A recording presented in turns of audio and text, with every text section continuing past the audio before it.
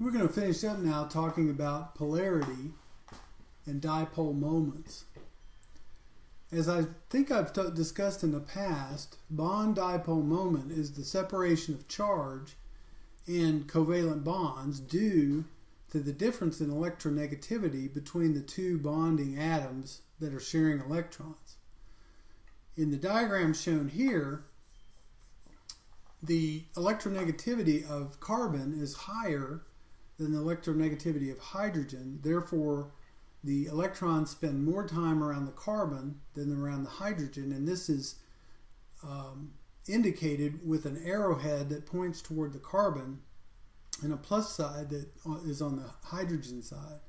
Similarly, the electrons spend more time around the fluorine, which has a much higher electronegativity than boron, and therefore the arrowhead is pointed toward the fluorine and away from the boron. Now, small differences in electronegativity is shown with a shorter, smaller vector arrow, and larger differences, such as between B and F, show a much larger vector arrow, showing that the dipole moment is much higher. Remember that this is also sometimes indicated by a lowercase Greek delta, with a plus sign for the positive side and a minus sign for the negative side. Now, whether a molecule is polar or not depends on not only whether there are polar bonds, but also if the arrangement of the polar bonds is such that they're either symmetrical or asymmetrical. In A, we have a situation where there are two polar bonds, both of which exist between carbon and oxygen, but they cancel each other out in such a way that the overall molecule has no polarity and the molecule itself is not polar.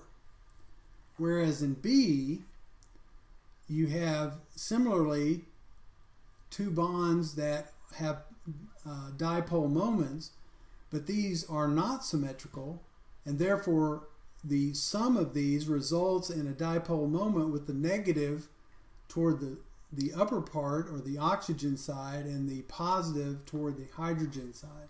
So that's why in the past I've said that water is a polar solvent or a polar molecule, and it's because of this arrangement of the polar bonds.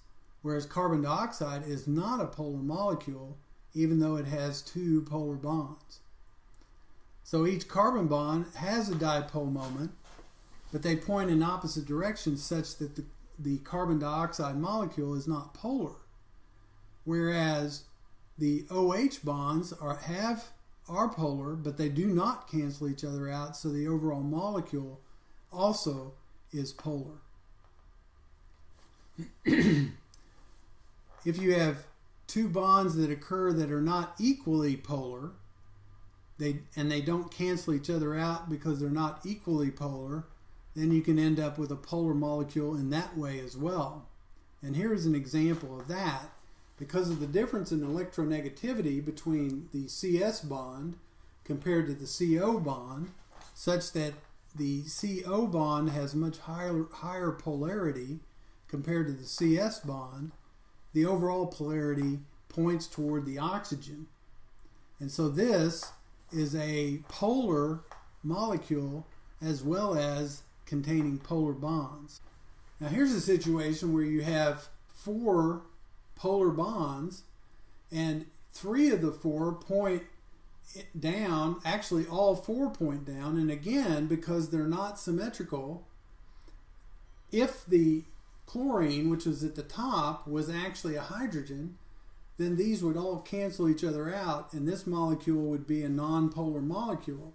But because the chlorine at the top is different than the three hydrogens and the polarity is different, you end up with a situation where you have a molecule that is not balanced and a polar molecule. Each of the CH bonds have a dipole moment, and the chlorine bond is a dipole moment. They're symmetrically distributed, and this is incorrect because it says it's nonpolar, but because this chlorine is different. And I think the text here is if that chlorine were actually a hydrogen. As I said, you can also represent the polarity with lowercase Greek deltas. And this is a combination of two atoms.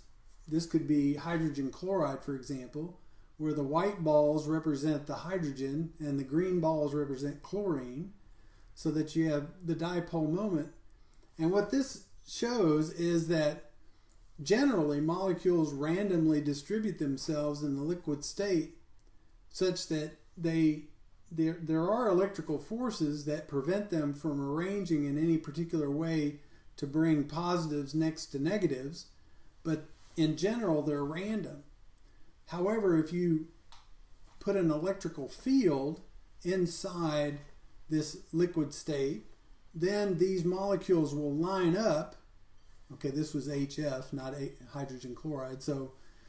But they will line up so that all the positive ends point toward the negative end of the field, and all the negative ends of the molecule, the fluorine ends of the molecule, point toward the positive end of the field.